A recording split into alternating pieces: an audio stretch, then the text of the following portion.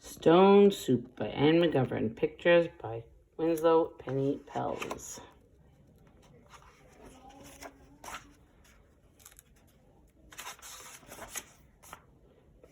A young man was walking. He walked and he walked. He walked all night and he walked all day. He was tired and he was hungry. At last he came to a big house. "What a fine house," he said. "There will be plenty of food for me here." He knocked on the door. An old lady opened it.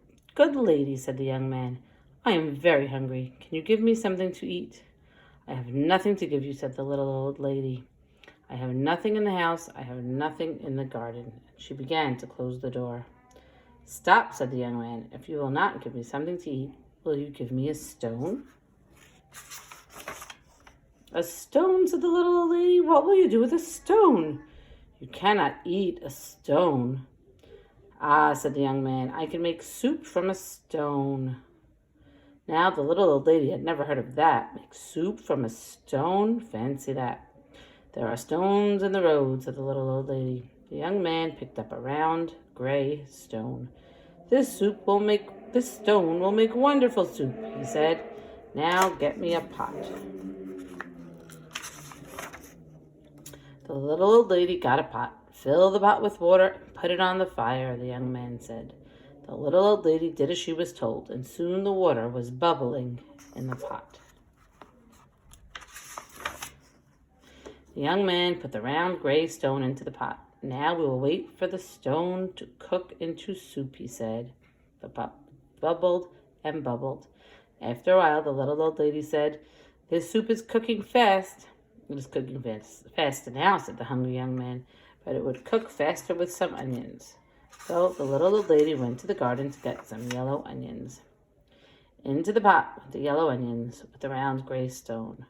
"Soup from a stone," said the little old lady. Fancy that. The pot bubbled and bubbled. After a while, the little old lady said, "This soup smells good." "It smells good now," said the hungry young man, "but it would smell better with some carrots." So the little old lady went out to the garden and pulled up all the carrots she could carry.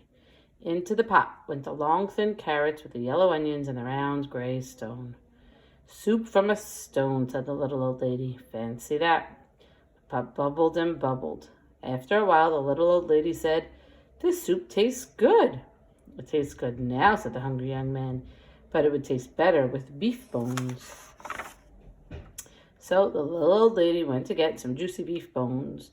Into the pot went the juicy beef bones and the long, thin carrots and the yellow onions and the round, gray stone. "Soup from a stone," said the little old lady. Fancy that. The pot bubbled and bubbled. After a while, the little old lady said, "This soup is fit for a prince." "It is fit for a prince now," said the hungry young man, "but it would be fit for a king with a bit of pepper and a handful of salt." So the little old lady got the pepper and the salt. Into the pot went the bit of pepper and the handful of salt with the juicy beef bones and the long, thin carrots and the yellow onions and the round, gray stone. "Soup from a stone," said the little old lady. Fancy that. The pot bubbled and bubbled. After a while, the little old lady said, "This soup is too thin." "It is too thin now," said the hungry young man, "but it would be nice and thick with some butter and barley." So the little old lady went to get butter and barley. Into the pot went the butter and the barley, with a bit of pepper and the handful of salt and the juicy beef bones and the long, thin carrots and the yellow onions and the round, gray stone. "Soup from a stone," said the little old lady. Fancy that. The pot bubbled and bubbled. After a while, the little old lady tasted the soup again. "That is good soup," she said. "Yes," said the hungry young man. "This soup is fit for a king. Now we will eat it." "Stop," said the little old lady. "This soup is indeed fit for a king. Now I will set a table fit for a king." So she took out her best tablecloth and her best dishes. Then the little old lady and the hungry young man ate all the soup. The soup made with the butter and barley and the bit of pepper and the handful of salt and the juicy beef bones and the long, thin carrots and the yellow onions and the round, gray stone.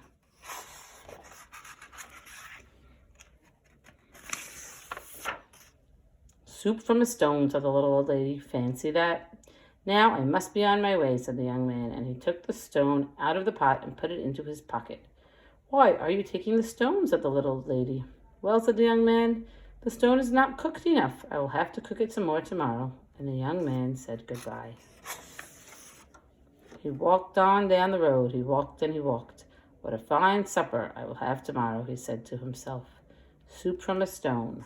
Fancy that. The end.